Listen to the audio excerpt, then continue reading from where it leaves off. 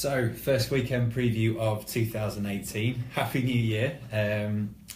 It's the sort of time of year where the quality perhaps comes under a bit of question in terms of Saturdays because of, well, everyone having an eye on Cheltenham. But we've been helped out with the weather a little bit because we've got the Tolworth, of course, at Sandown, the Grade 1 Hurdle, and the rearranged Welsh National as well. And Ben, it's your turn, and hopefully you've got a few fancies for us. Yeah, I mean, we won't go into Wincanton. There are terrestrial TV races on at Wincanton, but they're pretty small fields and they're not particularly exciting betting races. So I think it's probably more interesting if we do Chepstow and Sandown. Okay, dealer's choice. Do you want to start at Chepstow? Yeah, we'll do Chepstow, yeah. Cool. We've got 5 runners in the finale, the Grade 1 Juvenile, which is the first of 2 races that's on Channel 4 ITV. Works. It's a pretty good quality field. You've got 4 of the 5 who won juveniles last time by wide margins. Obviously, We Have a Dream was possibly the most impressive of those, and he heads the market. But I think it's possible that he has been put in a little bit short, to be honest. I thought that there wasn't much between him and Sussex Ranger, and certainly on our ratings, we have Sussex Ranger £1 higher, and there wasn't much to split them really. They both won by wide margins. Obviously, Sussex Ranger was at Sandown, and We Have a Dream was at Donny. It was slightly softer ground for Sussex Ranger, so perhaps he's already proven on a softer surface. I know it's going to be a lot, probably softer at Chepstow, isn't it? It's going to be really heavy, so perhaps that'll catch him out. But he's a horse that sort of progressed on the flat and has taken well to hurdles. He's a big horse as well, which will help him if it is really testing. I think he was about 11-4, and I think We Have a Dream was nearer to even money. And I thought of the two, at the prices, I'd much rather be with Sussex Ranger really. Just touch on a few of the others. I've got Famous Millie in there, who won a listed fillies juvenile last time at Aintree. Yeah, I was there that day, and it was bottomless ground. It was. Has she got a chance just on that, considering how testing it's going? Well, she's clearly, well suited by an absolute slog, which it was at Aintree. I just get the impression that race really fell apart when I was watching it, and I mean the Paul Nicholls runner was 5-4 on Malaya, and she just didn't seem to like the ground at all. And then Hillcrest Fire was a horse, Stuart Edmonds filly, that I thought was interesting going into it, and she was beaten absolute miles. So it was a case of her just handling it. I would say that I'd be more interested in the 2 geldings than her, but I mean, we know she handles the ground, so some people might like her. And then we've got Mercenaire as well, who's Nick Williams' representative, and he won by a really wide margin at Exeter. Now, that race probably wasn't particularly deep, but he did win on bottomless ground by 20 odd lengths. So it's a really interesting race. It's a good race. For betting perspective, I would say Sussex Ranger would probably be the one that's perhaps slightly overpriced at, I think, 11-4 or so I saw earlier. But it's probably a race more to just enjoy rather than anything else. Okay, so a small vote towards Sussex Ranger. Yeah, if you wanted to bet in it, I would say if you can get 11-4, that's definitely a fair price. We were talking earlier when we were saying about Sussex Ranger. He is declared for both races tomorrow, isn't it? At Sandown and Chepstow, but the plan is to go for Chepstow. Obviously he was set to run in this race, wasn't he? He was a shorter price because We Have a Dream wasn't in there last time. So I mean, if they get beaten, they might be a little bit annoyed because the first time they tried to run, they were even money, I think, weren't they? So yeah, I think this has obviously been his target. So I would suspect that he'll only run at Sandown if it's off. If Chepstow doesn't go ahead, should hopefully clear things up there if anyone has a look later. Yeah. So on to the Welsh National, and it's going to be as testing as ever, really. Plenty of interesting types here, and plenty of different profiles as well. We've got progressive types like Beware the Bear, and also ones that are going to stay all day as well. What's the sort of angle in here for you? I mean, look, it's massively open, and there's about 10 that I wouldn't put you off backing, really. If you had strong opinions on them. The one I've backed is Pobbles Bay for Evan Williams. He won his novice on the Welsh National card last year, and he looked a really strong stayer. That was soft ground that day. He's basically been raced only on soft and heavy ground. So I suspect they obviously think that he's a mudlark. He's won on bottomless ground at Foss Lass over hurdles. I think he was progressing well. Then he ran at Warwick in a listed race, the Hampton Court, and just fell victim to American there. American obviously put them all to the sword that day, and I think he was worth being positive about going into this season. He's had one pipe opener which came at Aintree over a trip that wouldn't have suited him, a track that probably wouldn't have suited him, and that sort of had pipe opener written all over it really, and he was quite easy to back as well. So I think that would have put him spot on for this. I think he'll be suited by going beyond 3 miles. He's a second season chaser who handles really deep ground, and he's unexposed and might well do better. So he would be my idea of a bet. I've backed him at about 16s, but there's any number of dangers. Obviously, Bishop's Road represents the right yard, doesn't he? Obviously, Kerry Lee and Richard Lee have won 3 of the last 6, I think. 3 of the last 6 Welsh National, obviously twice with Mountainous.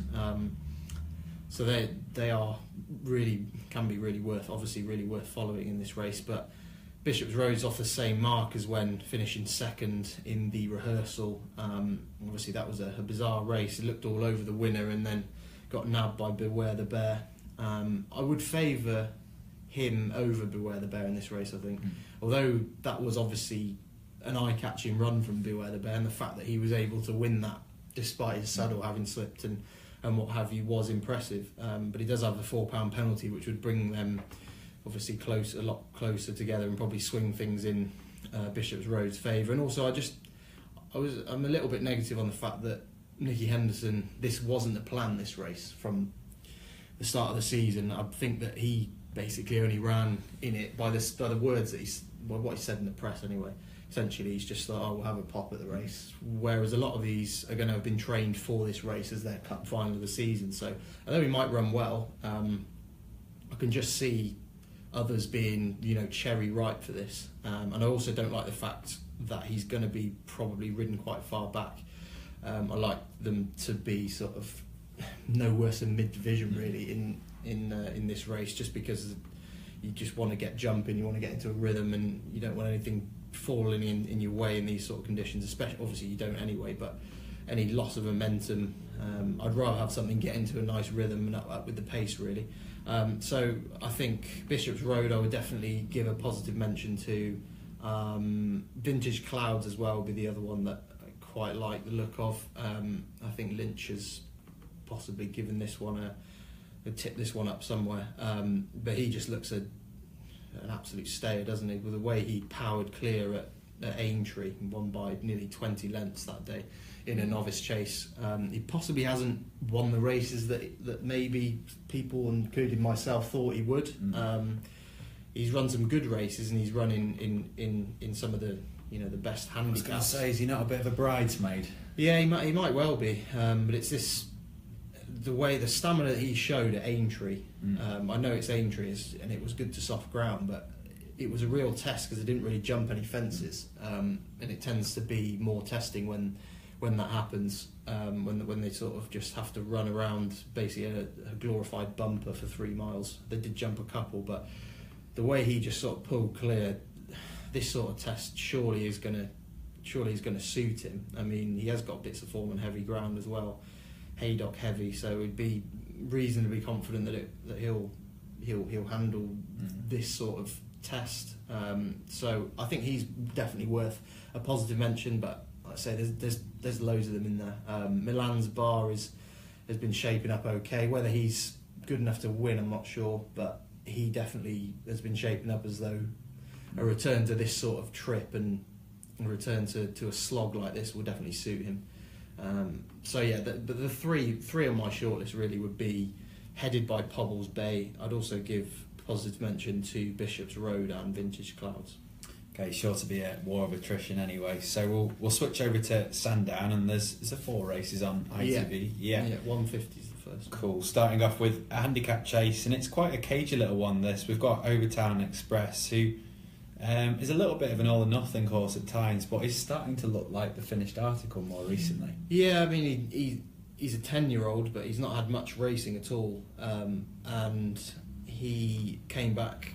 Despite being really easy to back at Newbury on his reappearance, he absolutely bolted up there, and that was off a mark of 141, so he's off 150 now. So he's going to have to be a really good horse to defy that sort of mark. But I think definitely we at Timeform have always felt that going into this season he would win races and possibly turn out to be pretty smart, really. And I think that this race might well set up for him, because you've got Gino Trail and Speradek are both going to go forward. I've no idea which one will actually get the lead, because they're both really out and out front runners who normally take a lead off absolutely nothing. So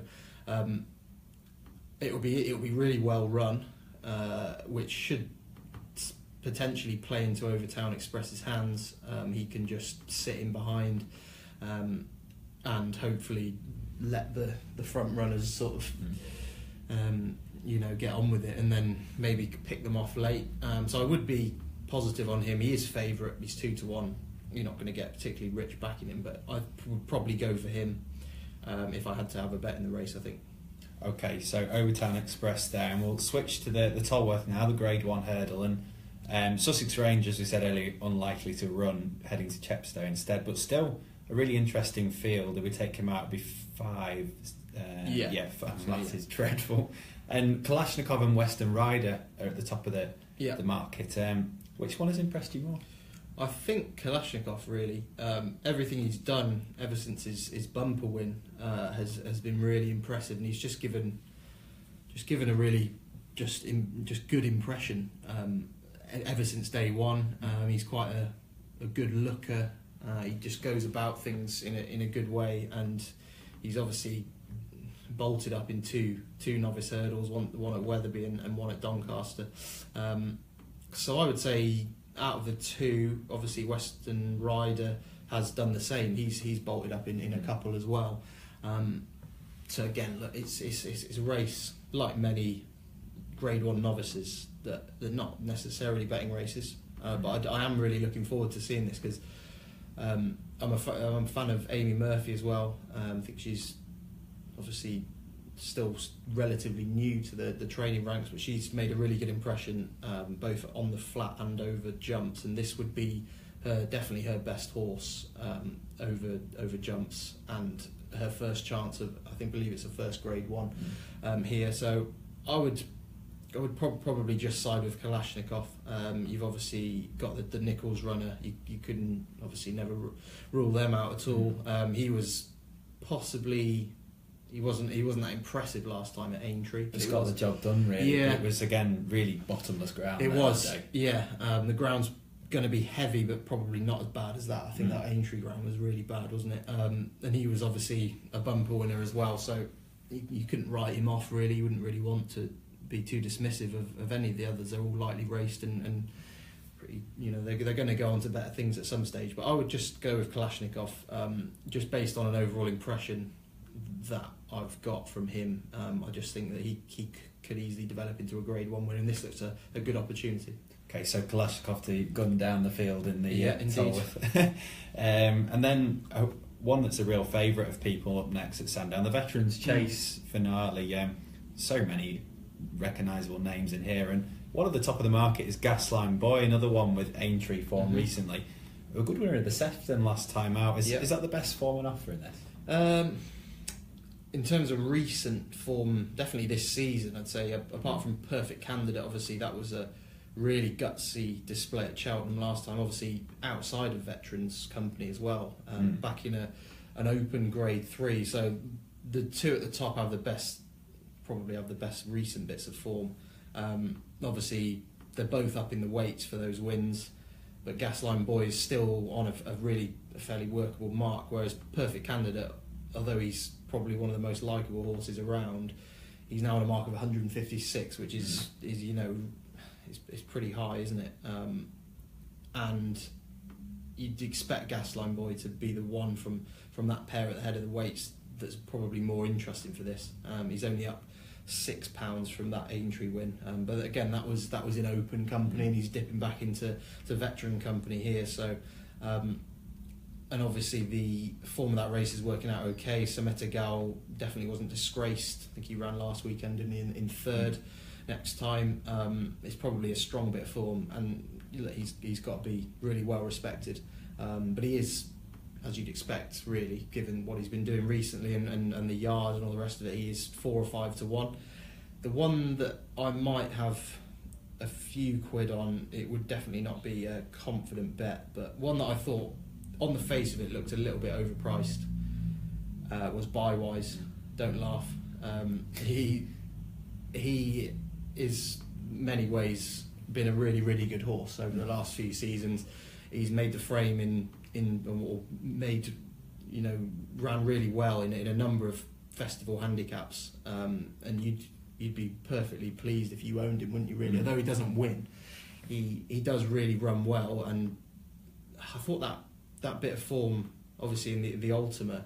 If you're looking at recent form, obviously you got the two that are mentioned beforehand, but this is certainly one of the strongest bits of recent form in the race. I mean, he's behind in Tomport 2, Single Farm Payment and Noble Endeavour. It was a really red hot, as you'd expect, festival handicap, and he ran his socks off really, and that was off a mark of 145. He's now £7 lower, and he's not really had much racing in veterans races. I think he's had one start. He ran at Exeter, which was probably a prep for the Ultima last season. Now, Sandown might not be his track because he does get behind and he can make jumping errors. So that is a slight issue, and something that would prevent me having a decent bet on him. But he is 20 to 1, and he's got one of the best pieces of recent form in the race. He's on a really competitive mark. I like the change of jockey as well, just trying something a bit different. Leighton Aspel's taking over. If his jumping holds together, which it did at Cheltenham last season, he jumped a lot more fluently than has been the case, certainly. Then I think he's in with a chance. It's whether he gets a bit too far back. But look, I'm not saying he's going to win, but he might well run into a place, and he's 20 to 1. I thought that was a little bit big. Yeah, never quite landed the coup, has he? The coup Bywise. He's been well fancied for quite a few things. He has, and he's been tipped and top rated and all the rest of it by Timeform on many occasions, and not quite done it. But I think he's definitely worth 20 to 1. I think that is too big for tomorrow's race. Could be shades of Splash of Ginge, who I remember he won a few weeks ago at a fancy price.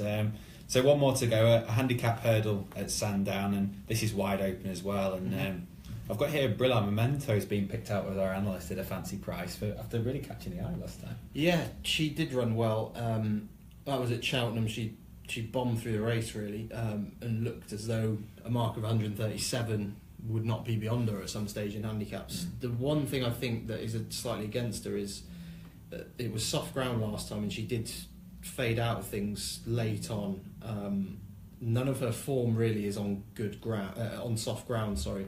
Obviously, she went through that race well, but didn't really get home, having obviously won over a furlong further on good ground last time at the same track. So I would be against her just on the ground, really. I wouldn't be totally dismissive. She's not had many goes on a softer surface, and she is probably well handicapped, but I would like to see a little bit more soft ground form in there. Obviously, she's coming back to 2 miles from 2.5, so it might have just been on that ground at Cheltenham that it just got too much for her because of the surface, and 2 miles on testing ground might be a different thing today.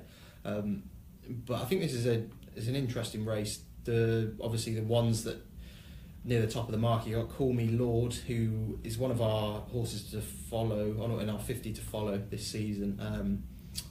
I thought he did really well to win at Sandown in April on his British debut. He did loads wrong, didn't really jump. He was keen throughout, and he still managed to basically destroy them. I was disappointed at Huntingdon, though, I must admit. It didn't seem to be many excuses that I could see. He was a very short price. He was even money, well, odds on, in fact, and that was disappointing. He's the sort of horse that could easily come out now and make a mark of 143 look ridiculous. But just based on that last run, I thought 7-2, which is about the price he is, was a little bit short. Other interesting ones, you got Al Merlin, who I think is going for a 4-timer, but he's up a couple of stone in the weights basically because he was well placed to get the hat trick up. Drops of Jupiter, she's worth a mention. She won by wide margin at Exeter last time on testing ground. The one that I've had a few quid on, or I'm going to if I can get sort of double figures, is Gassing Golf for Kerry Lee. Now he, unlike a lot of the Kerry Lee horses that have obviously that Kerry Lee took over from her father, this must be one of the only ones that hasn't managed to win yet. I suspect that there's been maybe some sort of physical problem or something like that because he was off 400 days before he reappeared last season. So he might not have been the easiest to train in the past, but he's really well handicapped on some of his old form, and he was he's second and then third in an Imperial Cup, obviously over this course and distance, more or less. One of those times on soft ground, and he's miles below that mark now. He finished third in the 2015 renewal off 132.